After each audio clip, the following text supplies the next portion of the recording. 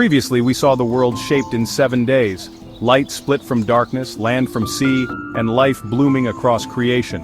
But Genesis chapter 2 rewinds the story. Not to repeat it, but to zoom in, to tell us how God formed humanity, and how he created the first relationship and the first home. Before there was a man to work the ground, the earth was quiet. No rain, no crops, no farmers. But a mist rose from the land, watering the whole surface. Then God did something intimate. He formed man from the dust of the ground, and breathed into his nostrils the breath of life, and so the first human, Adam, became a living being.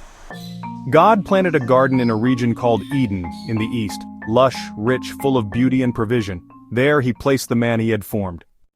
Every tree that was pleasing to the eye and good for food was there. But in the middle stood two very special trees, the tree of life and the tree of the knowledge of good and evil.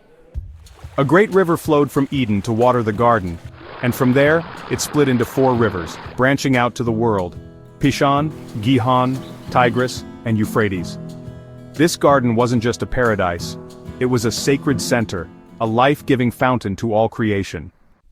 God gave Adam a task, to work the garden and take care of it, and a command: you may freely eat from any tree, but do not eat from the tree of the knowledge of good and evil, for on the day you eat of it, you will surely die.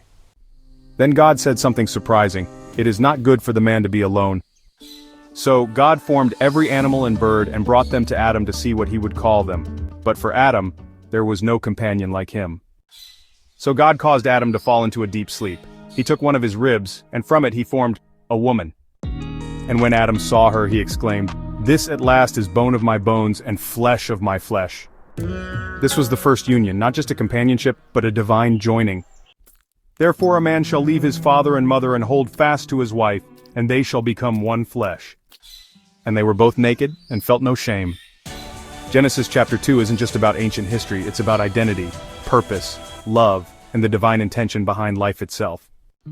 Humanity was created for relationship, with creation, with each other, and most of all, with God. But something is coming, a choice, a fall, a turning point in the story of mankind. Stay with us.